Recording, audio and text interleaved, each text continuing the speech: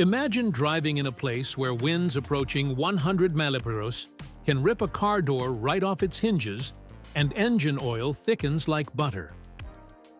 Welcome to Antarctica, a place where, in theory, automobiles should not exist. Here, extreme cold can freeze fuel right inside the fuel lines and turn any vehicle into a block of scrap metal in just minutes. Americans once brought million-dollar mechanical monsters to this land only to watch them fail spectacularly.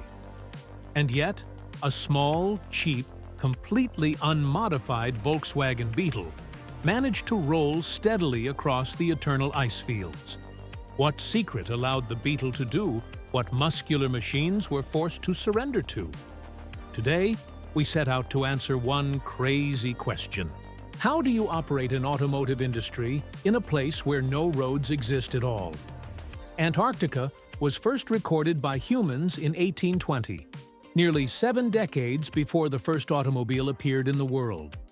When wheels had yet to roll through city streets, Antarctica was already a distant land where human life existed only in a temporary and fragile state.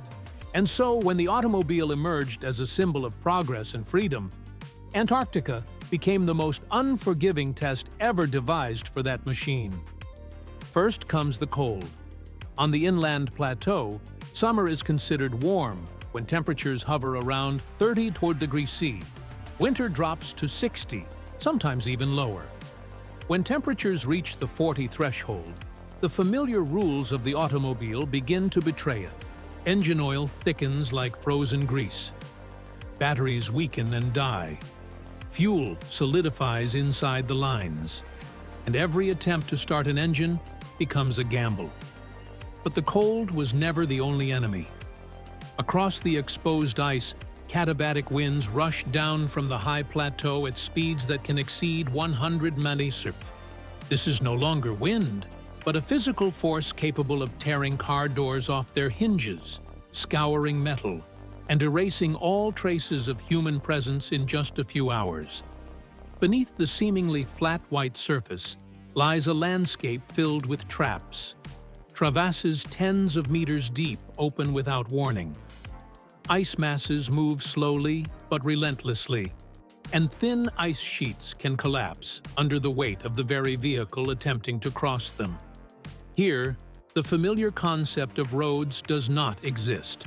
There are only temporary paths carved into the snow, quickly erased by wind and storms.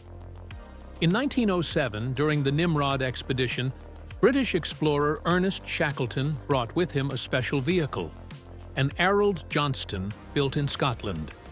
This was not a commercial car in the usual sense, but a machine designed specifically for cold environments, using an air-cooled engine producing only about 12 to 15 horsepower and running on alcohol. Under ideal conditions on flat ice, it could move and tow light cargo, but when faced with deep snow and uneven terrain, its smooth tires were nearly helpless. A paradox emerged when the engine showed a tendency to overheat due to unstable heat dissipation.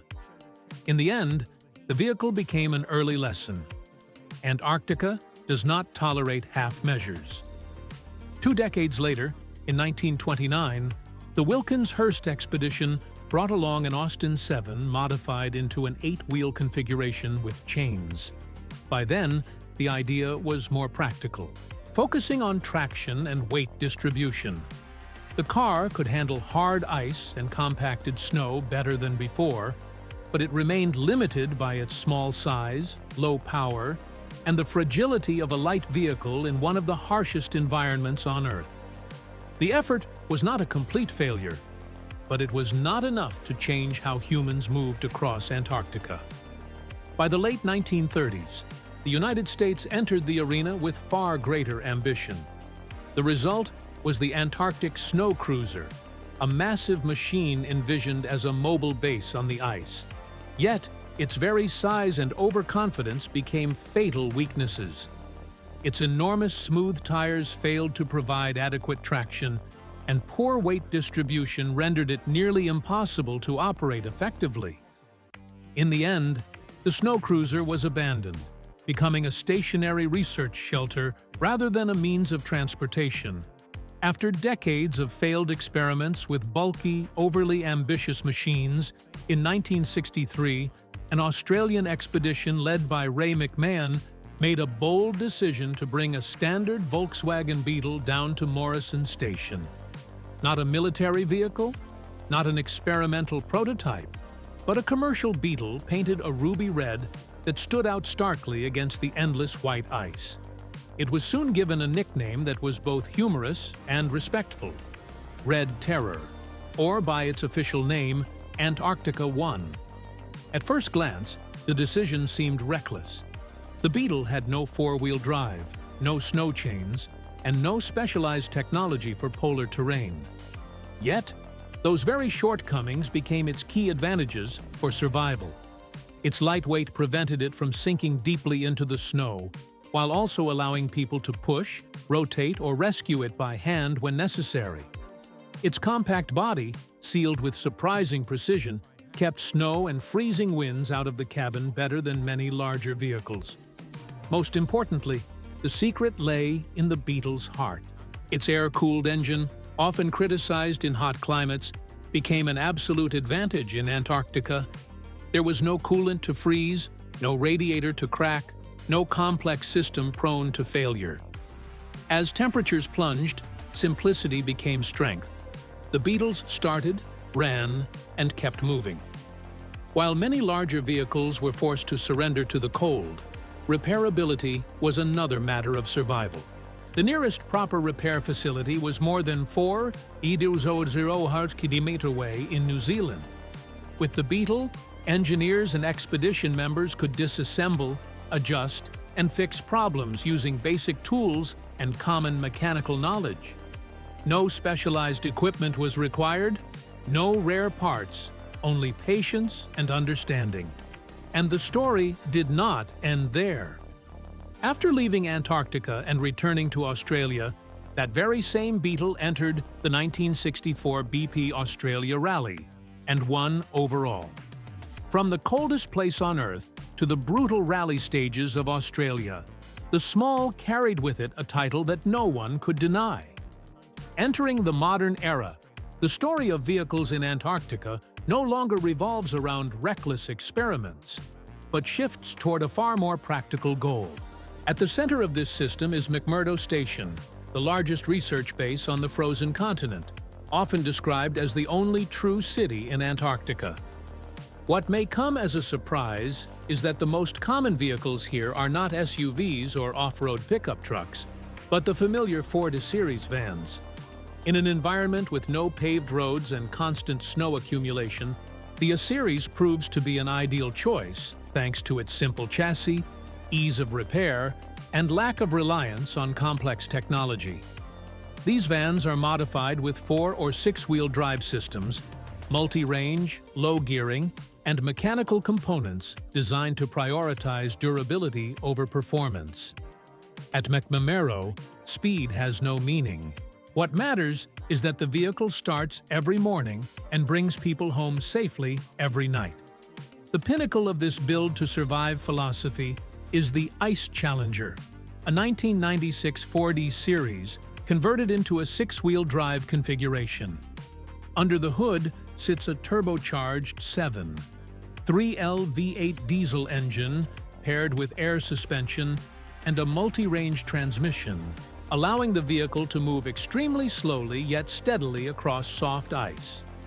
In 2005, Ice Challenger set a historic milestone by completing the journey from the coast to the South Pole in under 70 hours, shattering the previous record of 24 days.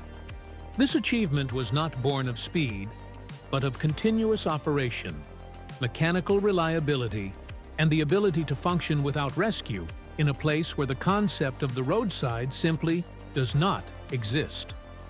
Alongside these record-setting journeys is the rhythm of everyday life, where another vehicle has become a familiar symbol at McMurdo, Ian the Terror Bus. Originally a city bus, Ivan was lifted, converted to 6-wheel drive, and fitted with massive low-pressure tires. Its mission was not exploration, but transportation, carrying people from the icy runway back to the research station. For decades, Ivan rolled slowly across the white landscape, becoming an image inseparable from the daily lives of thousands of scientists and technicians. When looking back at the entire journey of vehicles in Antarctica, one truth is impossible to deny. This place has never belonged to the romantic dreams of the automotive industry. There are no glamorous designs, no technological arms races, and no concept of a dream car. Antarctica keeps only what is truly necessary and discards everything else. Most vehicles here are not automobiles in the traditional sense, but heavy equipment built for survival. Snowmobiles, tractors, bulldozers, snow plows, and cargo haulers dominate completely. They were not created to be beautiful, but to work, and to keep working in conditions where the smallest mistake can become a catastrophe. In Antarctica, a vehicle that breaks down is not merely an inconvenience, but a direct threat to human life. The design philosophy is therefore entirely different from the rest of the world. There is no need for cutting-edge technology, no need for complex electronic systems or advanced materials. What is prioritized instead is simple structure, pure mechanical design, easy diagnostics, and easy repair. A good vehicle in Antarctica is one that can be fixed with basic tools inside a freezing workshop by people who have no alternative options. Compared to Detroit, Tokyo, or Stuttgart, where automobiles represent ambition, status, and personality. In Antarctica, a vehicle is simply a means to survive one more day. It does not offer a sense of freedom, but a sense of reassurance.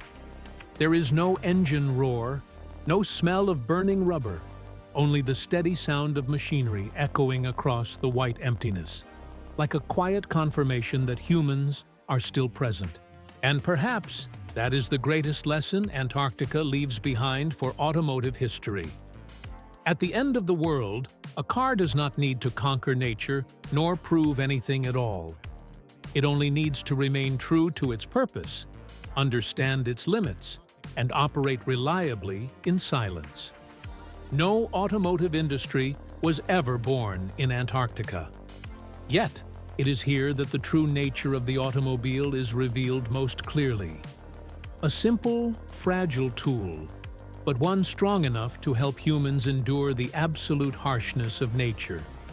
If you felt the cold of Antarctica through these stories, hit like to support the journey.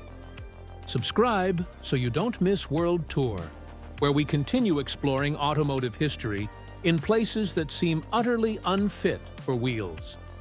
Share this video with friends who love cars and history, and leave a comment. Where should we stop next? See you again.